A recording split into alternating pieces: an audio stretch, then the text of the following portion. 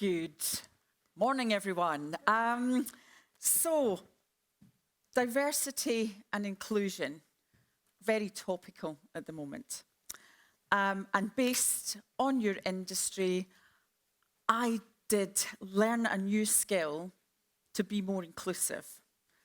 So I apologise in advance if I get it wrong, but I would like to say hello, thank you for coming today. So that's hopefully that made sense and it wasn't something from YouTube that wasn't correct.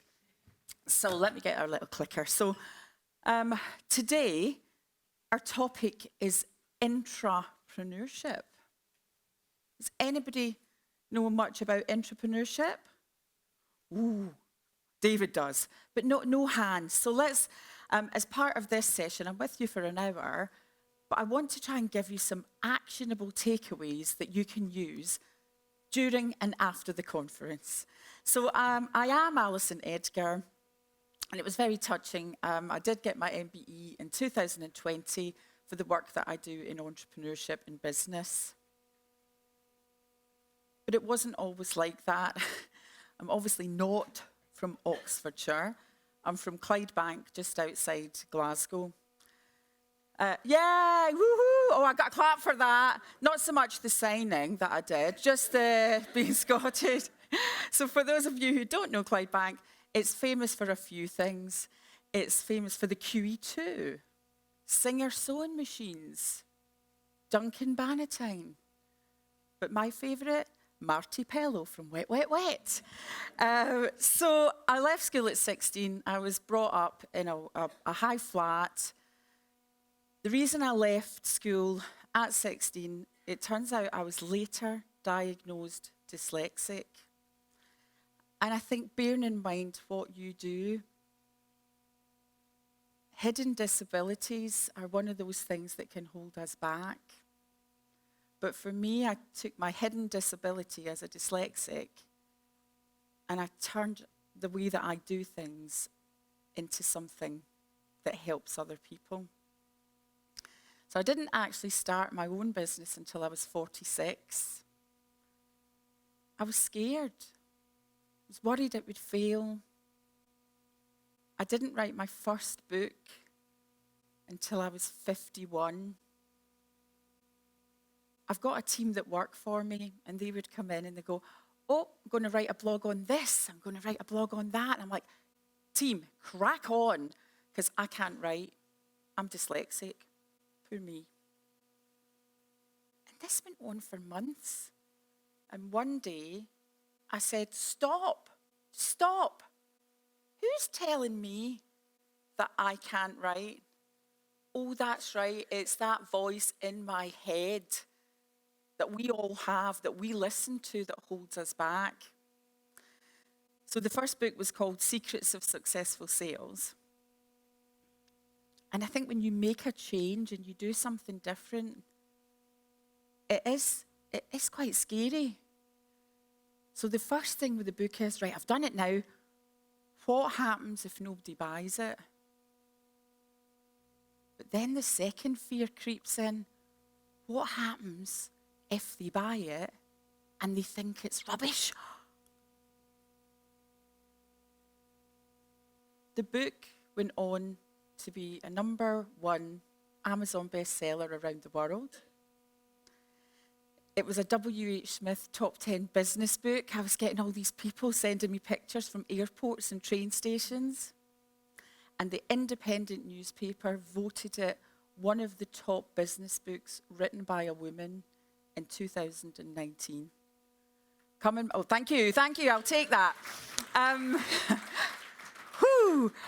Coming back to diversity and inclusion, I still don't know why written by a woman should really make any difference, but I'll take it.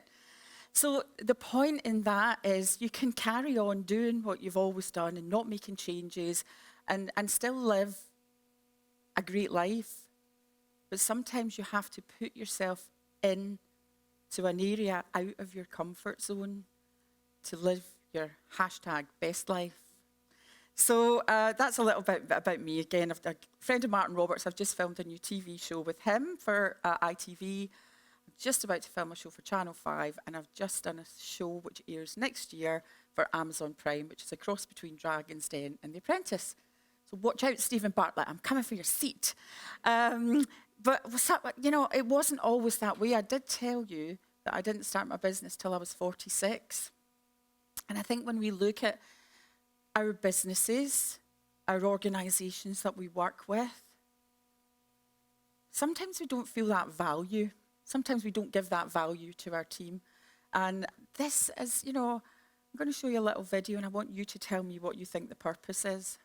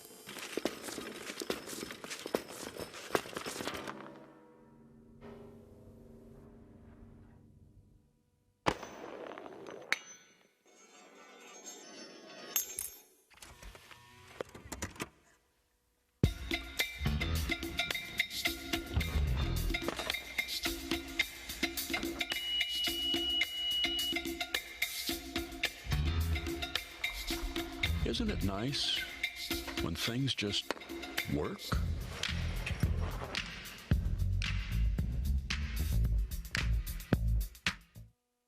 Not a new video. You don't see many of the Honda Accords kicking round the streets of Oxford. I'd have got prizes. What's the purpose of the video? Where did it all start? Little cock. I'm coming. Hang on. Here comes the prizes. Here we go. Woohoo! Little Cog. What's your name? Yes, it is signed. Yes. Oh, I was prepared, organised. I can put your name in it after the break. Yes, because if it had your name in it, they would have thought it was a fix that I told you that. Just saying. But yeah, a little cog. When I worked for a big organisation, my payroll number was 16533. No, literally, that's when you get paid. But sometimes we don't realise the impact that we make. We look at audiology. You might just go and you've set up your business or you're going to work, but you change people's lives. You've created the Honda Accord. And I think, but sometimes we forget, because especially post-COVID, we've had a tough time. We forget the impact that we make. So again, we're looking at entrepreneurship. Can anybody tell me who this is? There are prizes. See, I will get you interacting. Any clue? Not quite. Oh, he looks like him. No, okay, no, I'll give you a clue, right? I'll give you a clue. Who's this? No prize. Steve Jobs, right? So when we look at entrepreneurial, Steve Jobs is an entrepreneur, isn't he? Sorry? Well, so that's an interesting comment. The comment was, Steve Jobs pinched lots of things. So if we look at entrepreneurship, if I tell you the man on the right is called Tony Fidel, does that help? Still no? Okay. If I told you that in 2014, Time magazine voted Tony Fidel one of the 100 most influential people in the world, you'd think I made that up, wouldn't you? You'd think I'd like signed your name in the book in advance.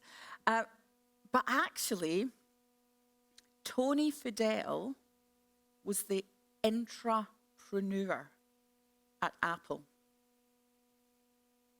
So Steve Jobs set up the business, Steve and Steve. Tony Fidel was the employee. But what he invented solved a big problem. So the problem is, for anybody that ever went running with a thing called a Walkman, and you could only take one CD, and when you went, it jumped. So Tony Fidel invented the Apple iPod. 1,000 songs in your pocket. Amazing. But we think that was Steve Jobs. He pinched the idea. But it didn't actually work like that. He was compensated for what he did, and he worked for Apple. The iPod became the iPhone. The iPhone completely changes the way we communicate. So see when your kids have got high screen time, don't blame Steve Jobs, blame Tony Fidel. But that's the difference between the intrapreneur and the entrepreneur. So again, it's the act of behaving like an employee inside of an organization. But the skills are the same. So you can see from the graph, leadership skills. Entrepreneurs do think like they're running their own business. Adaptability, innovation, and persistence. So what's the difference? Entrepreneurs always get paid. For anybody that's got their own business, specifically at the start of the journey, entrepreneurs don't make any money. An entrepreneur will always get paid, but the mindset is exactly the same. So if we look, what for me is this based on? And it was actually based on, I was invited to work with a large retail organisation on their customer service programme. And I thought, right, that's great. I have to work out, why do some people perform differently in organisations?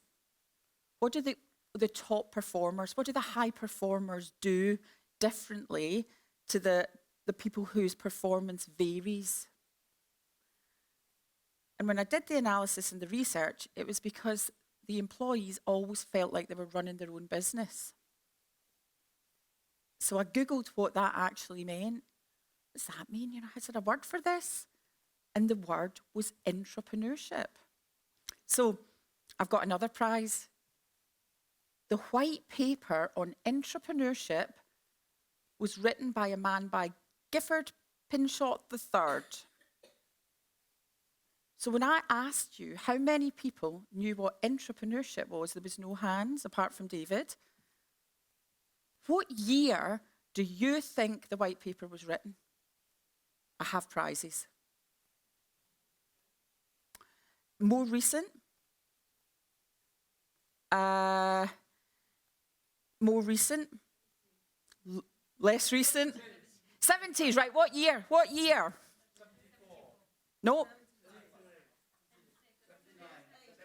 8. Who said 8? Oh, 2 prizes, right? Okay, here we go. A big clue for MD that does have their own business. Watch when you do your marketing. Would you ever really write smash it on a mug? Literally. Who does that? Me. There we go. Well done. Congratulations. 78.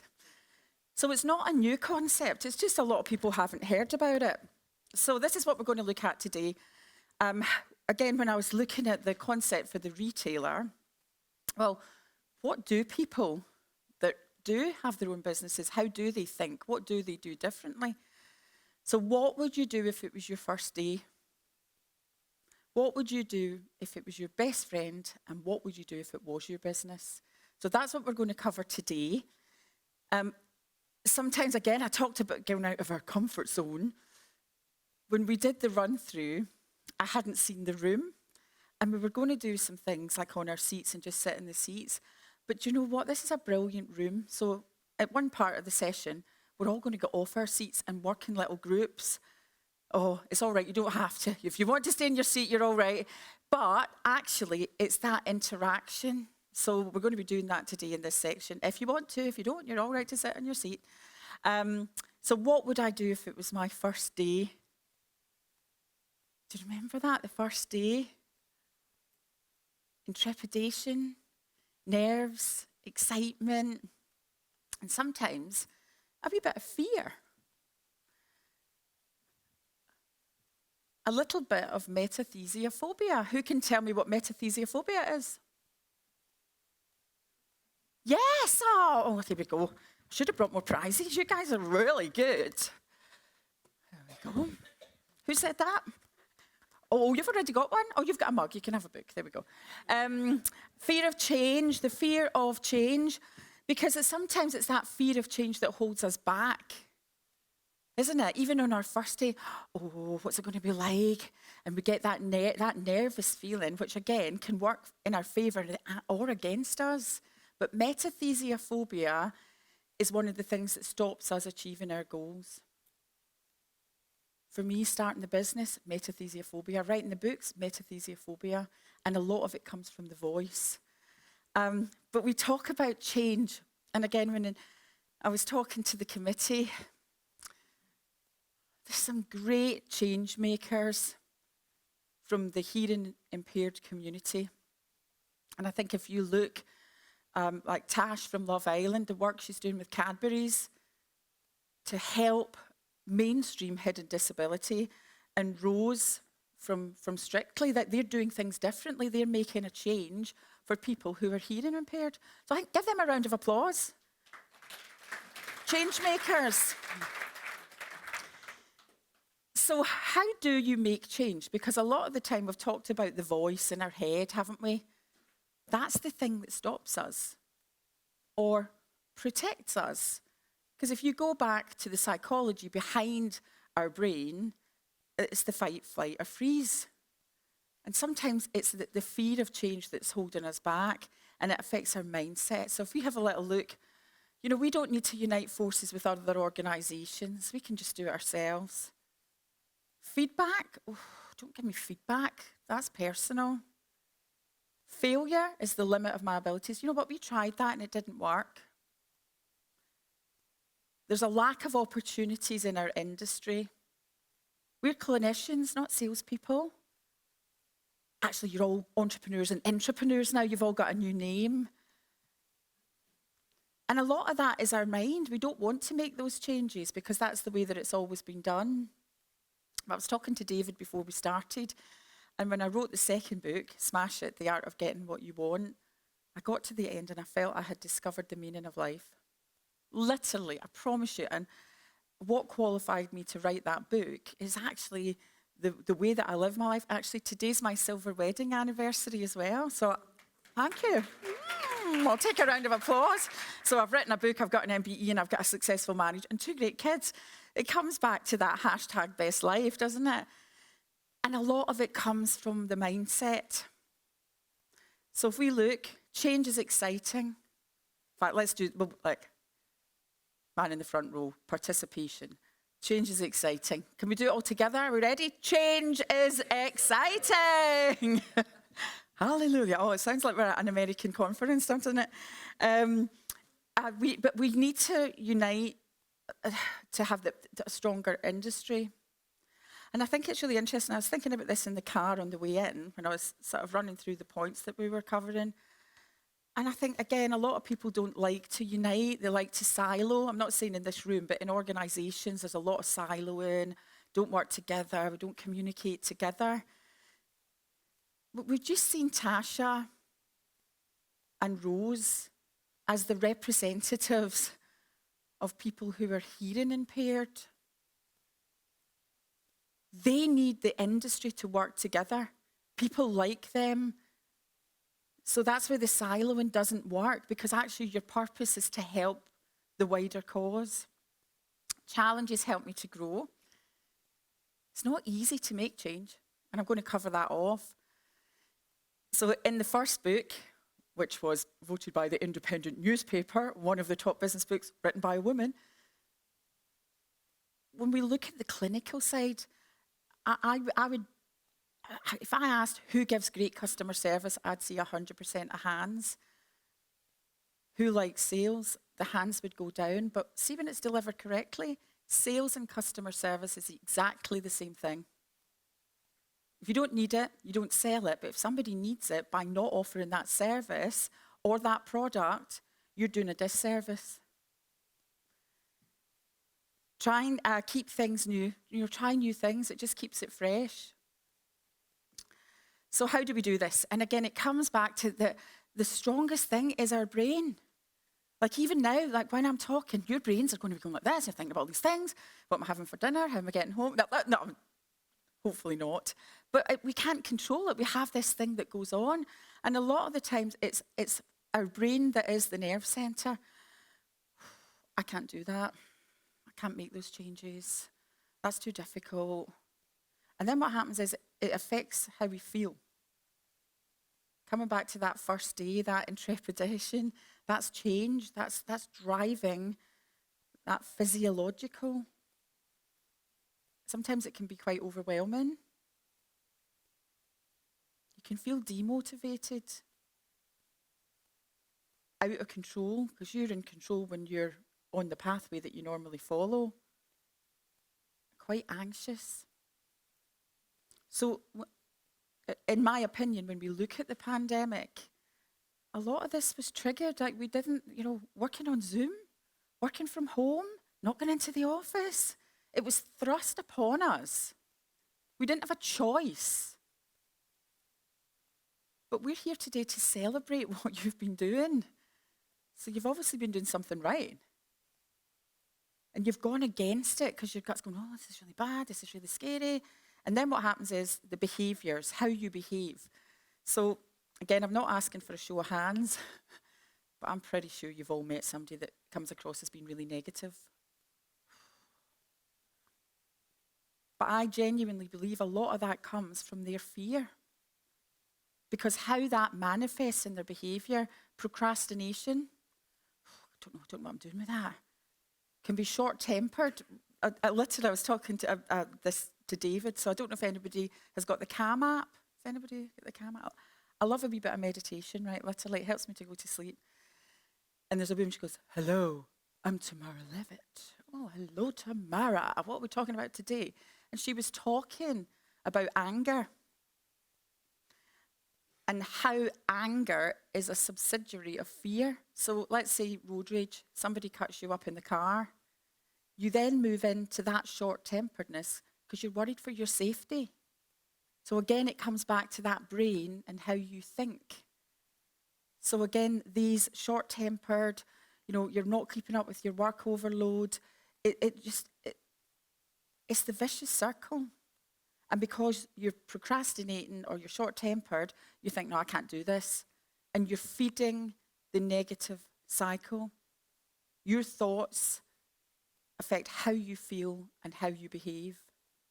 So the first thing you need to do is stop listening to that voice in your head that tells you can't do this. When you change the voice, when you change the narrative, you will change the feelings and the actions. So I've got this. Sometimes I actually say, I love change, but it's all right. We're not doing that. We're not at the American seminar today.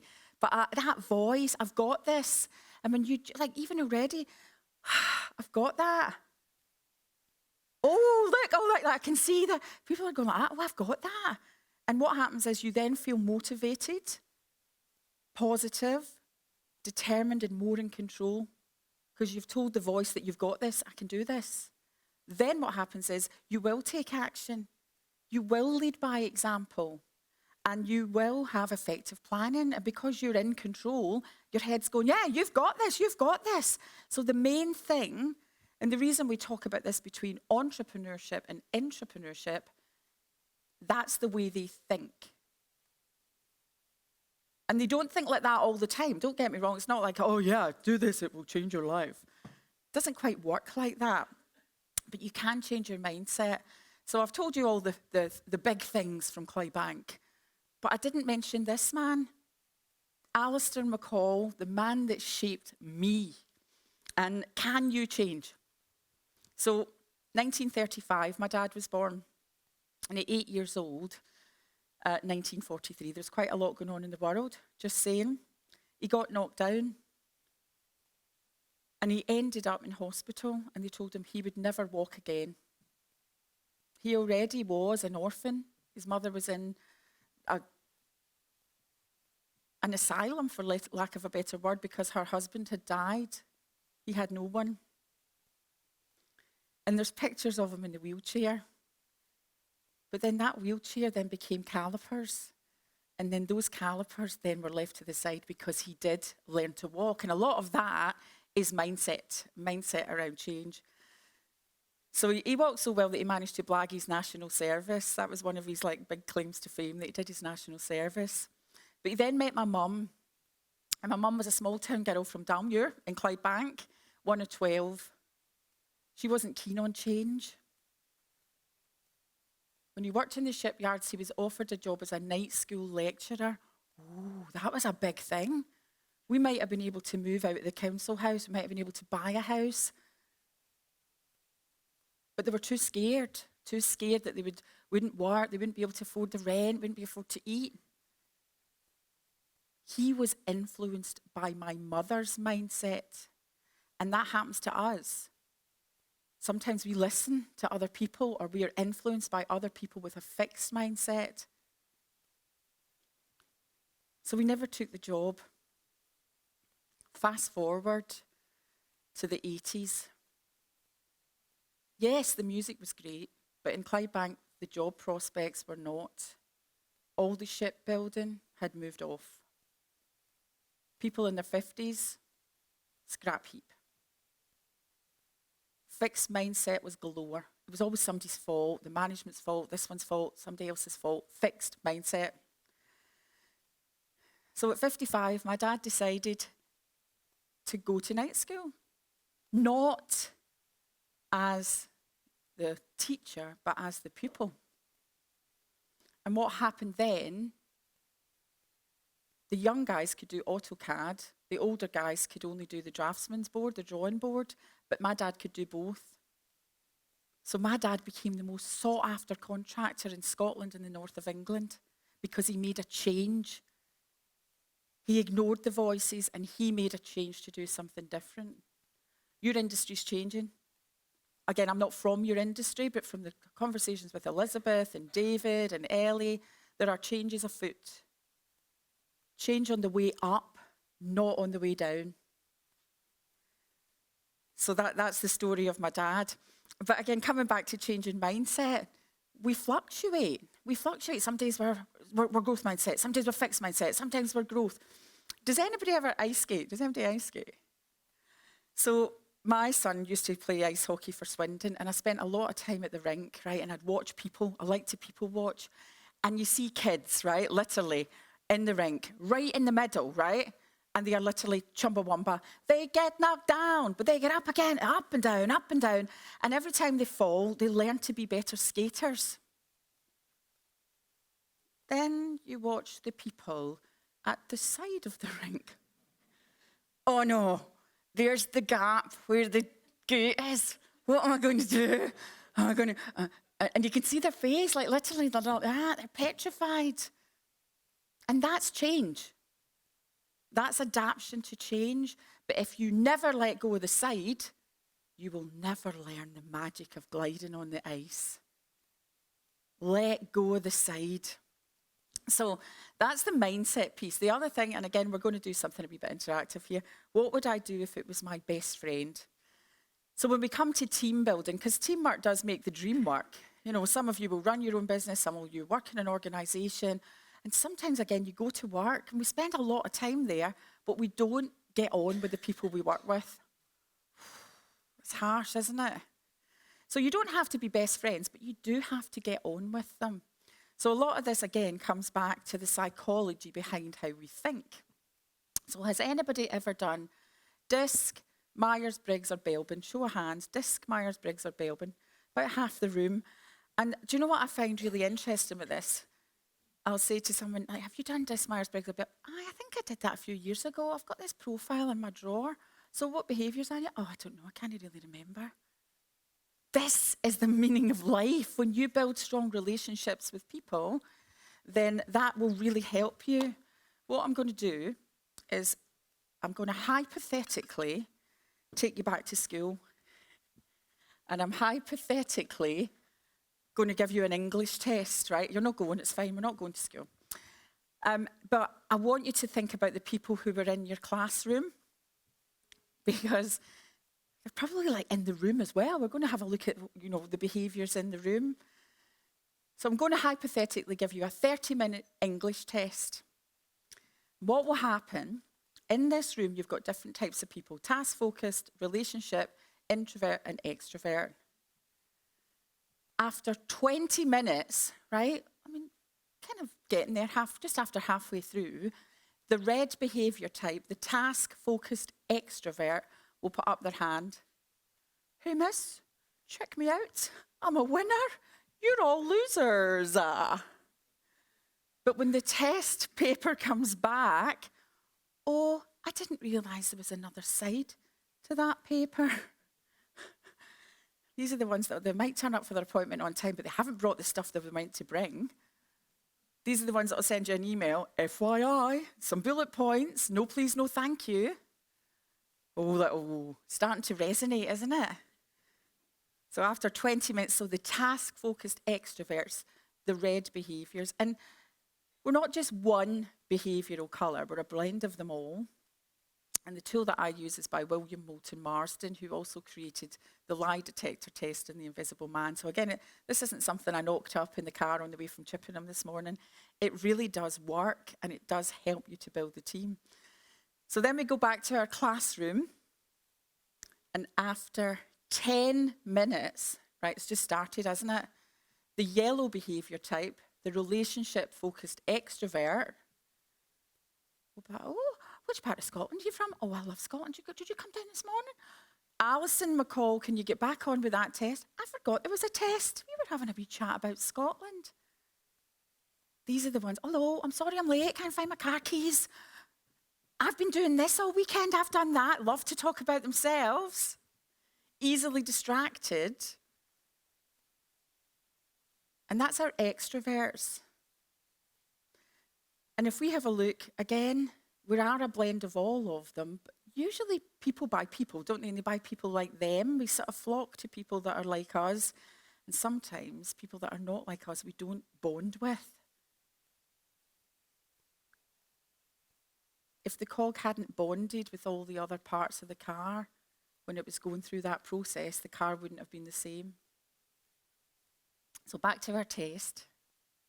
And then we've got our relationship-focused introverts.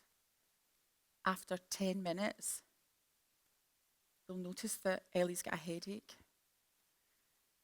Miss, my friend Ellie's got a headache. I think we should go to the nurse. So for the green behaviour type, they genuinely cared more about the headache than the test. They're loyal. They bond in great relationships. They're amazing listeners. They work so well in the caring sector because they genuinely care about other people. But again, they're not task-focused, so they might get distracted and not get the tasks done in a timely fashion. Then we move to our blue behaviour type. Right up to the last second, checking their work, double checking their work. Did I dot my I? Did I cross my T? Because for the blue behaviour type, it's all about getting it to perfection. So I'm going to ask you a question. Have you ever met somebody you don't get on with particularly well? 100% of hands. Usually it's your diagonal opposite. So if you're in the red corner, you're task focused, you want everything done now, or for any South Africans in the room, now, it has to be done. And it's the green behaviour type that always apologise, it takes them ages, never make a decision that really pushes your buttons. If you're here in the yellow behaviour type, again, extrovert, loving life, leading the Disney parade. It's those blue behaviours that want all that detail, that doesn't gel.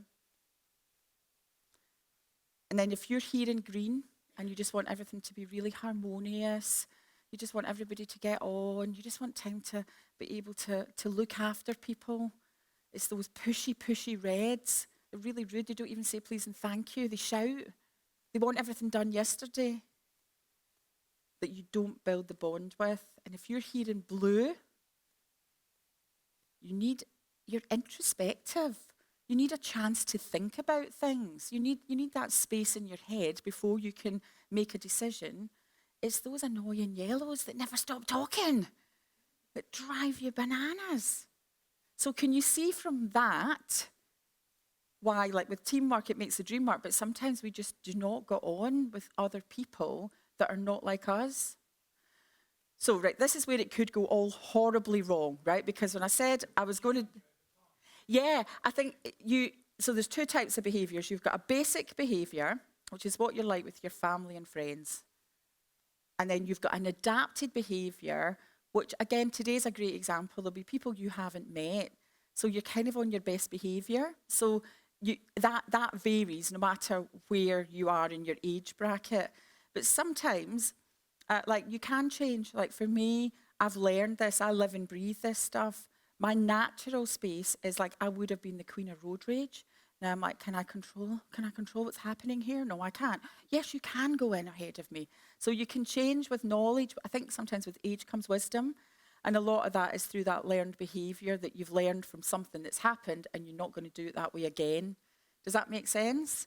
But usually your sort of core behaviours are tied in with how you've been brought up as well, your driving forces, which again I could talk about all day.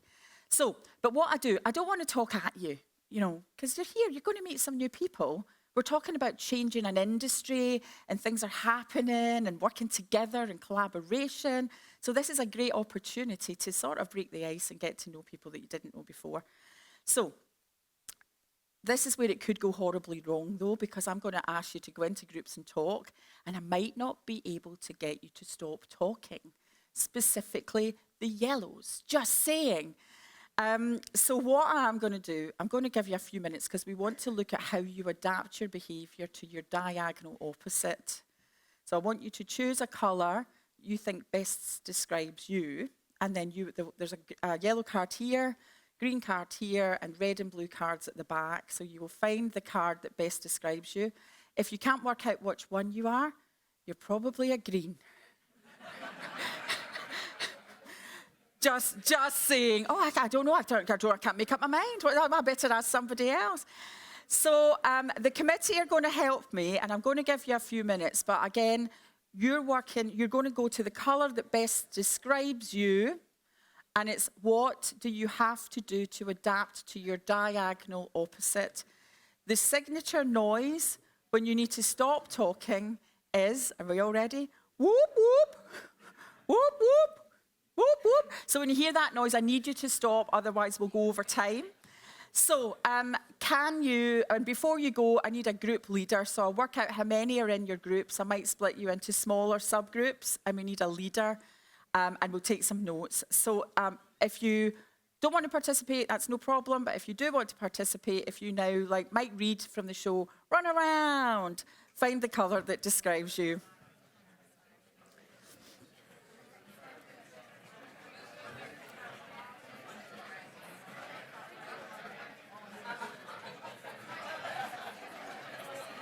Can I have a show of hands who was brought up to treat other people how you want to be treated?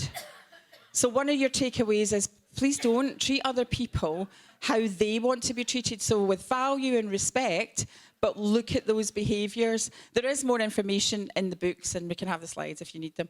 So on our last minute, time.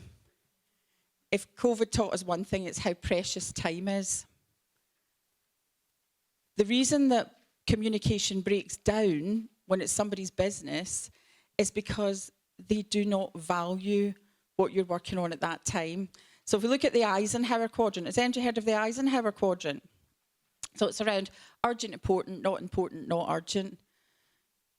But I've translated this into the juggling method. So have you ever had a disagreement with someone in your home or in your work? Usually it's to do with the disparity of the balls.